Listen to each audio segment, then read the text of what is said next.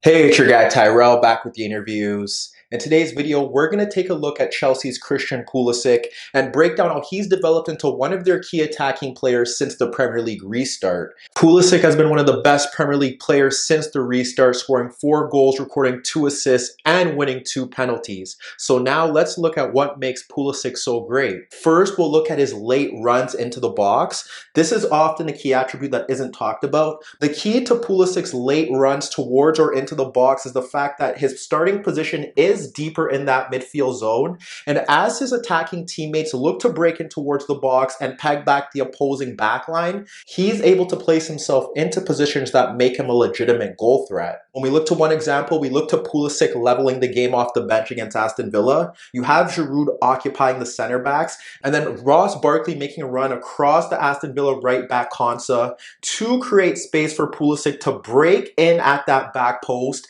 and guide Azpilicueta's cross into the back of the net. If we look to another example, we move to the Sheffield United game. What you ended up seeing was that you had Reece James ahead of O'Connell ready to deliver a cross into the box. And then when you look at that area, you have Ross Barkley making a run in between Basham and Osborne. And then you see Pulisic running off Baldock at the back post, and he guides his effort inches wide of the net. While he is classified as a left-sided attacking player, what you often see from Pulisic is that he does look to drift central laterally and position himself closer to Giroud and Abraham, often in between that gap between the right back and the right center back. What you can also say about Pulisic is that he likes to drift a bit narrow to pull out the opposing side's right back, and that creates space for Marcus Alonso, Emerson, and we've seen Reece James play at left back and maximize that ability to get forward and get crosses into the box. And if that's not an ideal position for Pulisic, you'll see him dropping off a bit deeper into the gap between the central midfielder and the right-sided opposing attacking player. And he's looking to get that ball in between the lines. But the one issue that you can say about Chelsea is that their central midfield players don't break lines. And often what ends up happening there is that he uses that position to push forward and then make late runs towards the box. First, we'll look at Pulisic's movement off the center forwards in Giroud and Abraham. And in those bigger games, specifically against Liverpool and Manchester City, we've seen Pulisic get into some great positions with those two center forwards looking to drop off deeper to occupy a center back. Against Manchester City in particular, Giroud was doing it on a consistent basis, and that saw Pulisic make several runs in that opening half in between Walker and Laporte, or if Laporte was stepping, it was in between Walker and Fernandinho.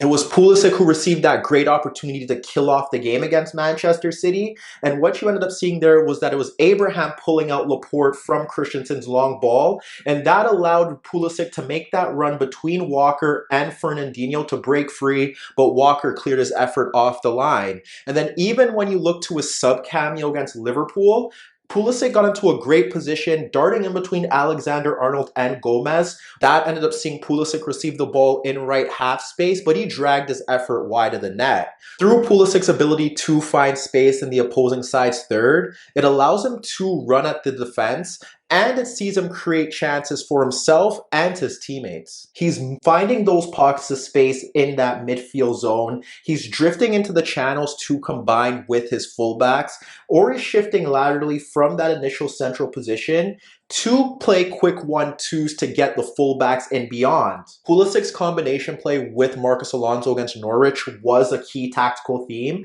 and there was one play in particular that kind of summed up how he's able to find that space in and around the box. He was initially ahead of Aarons when Zuma split Cantwell and Aarons to find Marcus Alonso.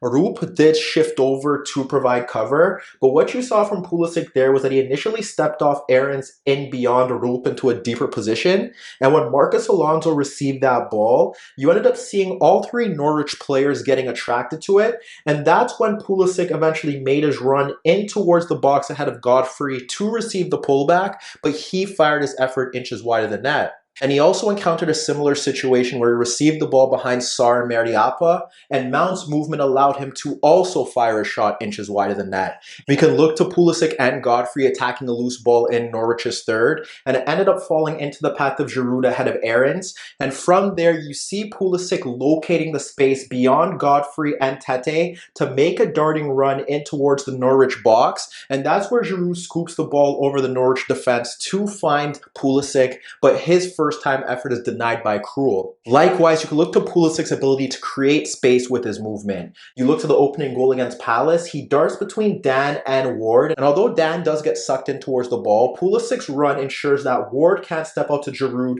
who halted his movement to receive the pullback. The combination of finding and creating space was on full display when Willian was able to split Souček and Rice to find Pulisic ahead of Ogbonna. In that build-up play, you see Pulisic using his dribbling to bypass Lanzini, Cresswell, and Ogbonna into right half space, and he chips the ball into the box for Giroud, towering over Diop, but it's slightly ahead of him. And then you can even look to his movement against Manchester City that saw him drop off Benjamin Mendy. The problem here is that when Giroud dummies the ball and drags out Laporte and it falls to Mount, Mount takes too long to play the right pass into Pulisic, and then he allows Mendy to get back into position and eventually plays the wrong pass. But against West Ham, Watford, and Norwich, we're able to see Pulisic's passing become a key element to his game.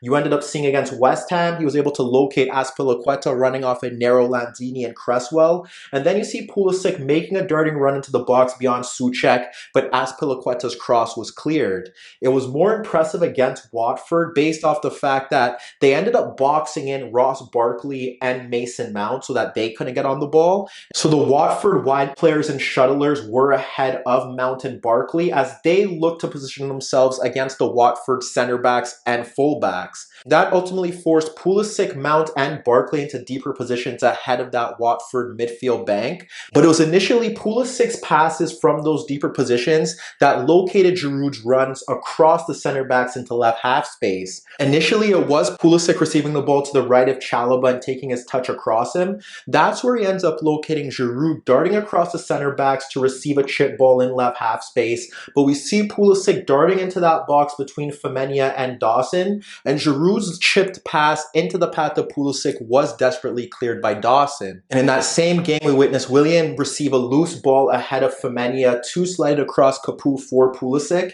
and he simply slid it across Kabasele for Giroud, making that same run across the center backs, but his effort was denied by Foster. And then if we look to Chelsea's winning goal against Norwich, what you end up seeing is Alonso has the ball ahead of Aarons, and once again you have Pulisic drifting laterally to receive that ball and pull out Cantwell. Pulisic is able to gain a yard on Cantwell and then locate Giroud peeling off the center back, specifically close to nod Chelsea ahead. Meanwhile, when you look to his dribbling, there are various ways that he can harm you, and it was witnessed against the best sides in the league. Against Manchester City, you were able to see his ability to quickly shift his pace to get the better of Benjamin Mendy and put Chelsea ahead. And then against Liverpool, you're able to see him run at full pace, evade challenges from Fabinho, Joe Gomez, and Trent Alexander-Arnold, and then playing a ball across Van Dijk to create Tammy Abraham's goal. And when you look to Chelsea's second goal against Palace, it's Willian once again placing Pulisic in that zone, this time against Ward,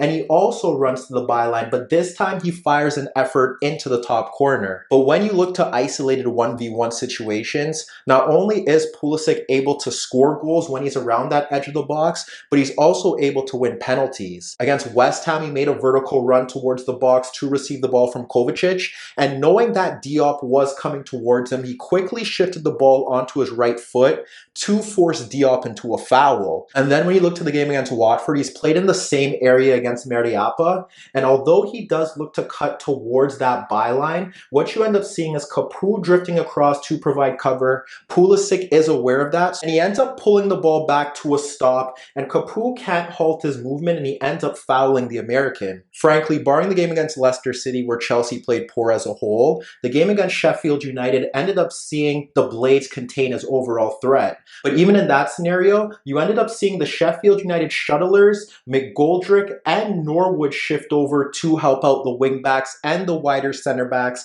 to place Pulisic sometimes in 1v3 or 1v4 situations, and that ultimately negated his overall threat. As you can see, Christian Pulisic's ability to create and find space for himself and his teammates, his creativity through his passing and dribbling, and his productivity in the final third provides Chelsea a legitimate direct goal threat as he complemented strikers in and around that box, and it leaves many to believe that he can be not only Chelsea, but the Premier League's next great superstar.